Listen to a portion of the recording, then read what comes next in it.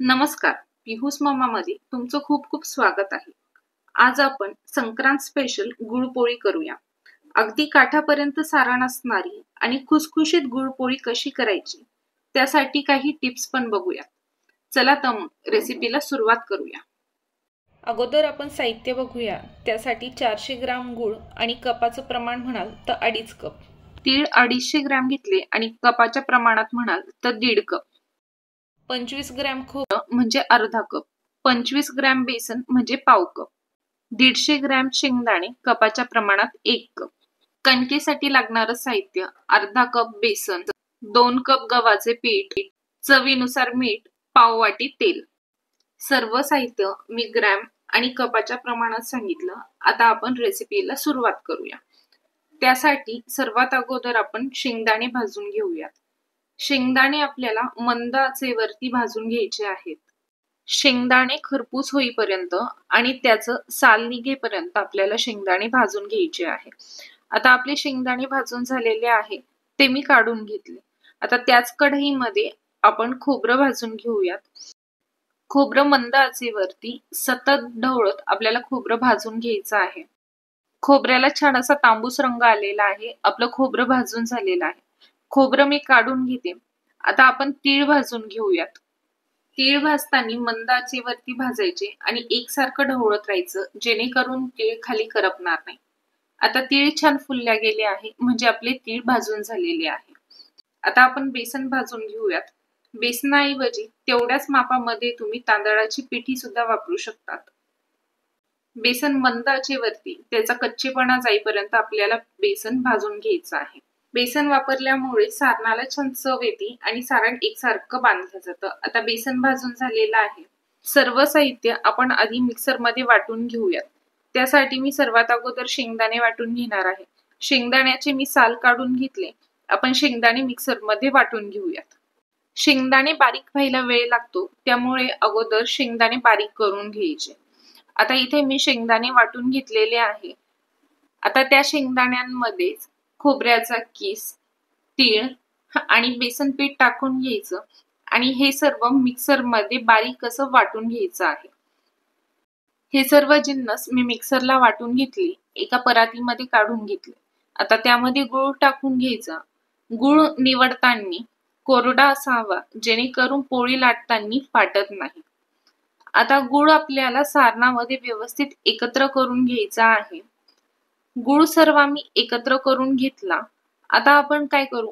गूळ सारणासोबत एकजीव होण्यासाठी आपण पुन्हा एकदा मिक्सरला वाटून घेऊयात. सर्व सारण मी मिक्सरमध्ये वाटून घेतलं. आपलं सर्व सारण छान असं एकजीव झाले. आता सारण बनवून तयार आहे. आपण कणिक भिजवून घेऊ. त्यासाठी गव्हाचं पीठ घेतलंय. बेसन पीठ टाकून घ्यायचं. बेसन पीठ वापरल्यामुळे पोळी छान खुसखुशीत होते. चवीनुसार मीठ टाकायचं. सर्व पीठ आधी आपण चमच्याने एकत्र करून घेऊयात. आता आपण बेसन पिठाचा वापर केलेला आहे, पण पोळी अजून छान खुसखुशीत होण्यासाठी आपण कडकडीत गरम तेलाचा वापर केलेला आहे, ज्यामुळे पोळी छान खुसखुशीत होते.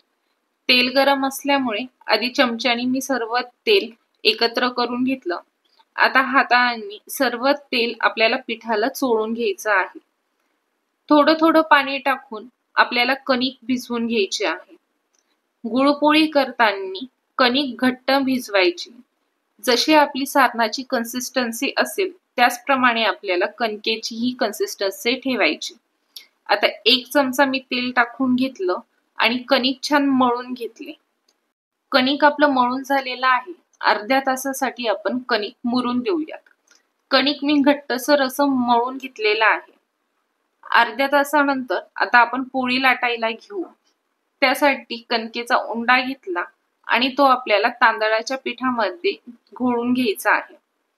ज्याप्रमाणे आपण पुरणपोळी लाटण्यासाठी अगोदर वाटी बनवून घेतो, त्याचप्रमाणे इथे मी वाटी बनवून घेत आहे. आपली कणकेची वाटी बनवून तयार आहे. त्यामध्ये आता आपण सारण भरू. जितकं कणिक असेल त्यापेक्षा जास्त आपल्याला सारण भरायचं आहे, जेणेकरून पोळी खाताना पिठूळ लागणार नाही. आता मी सर्व सारण भरून घेतलं आणि चमच्याने सारण खालच्या बाजूला दाबून घेतलं, म्हणजे कणिक वरती येईल. आता कणकेच्या ज्या कडा आहे त्या जवळ करून घ्यायच्या आणि कणिक वरच्या बाजूनी बंद करून घ्यायची। जर एक्स्ट्राची जर कणिक असेल तर ती कणिक काढून घ्यायची। कणिक व्यवस्थित बंद करून घ्यायची, ज्यामुळे पोळी लाटताना ती फाटत नाही।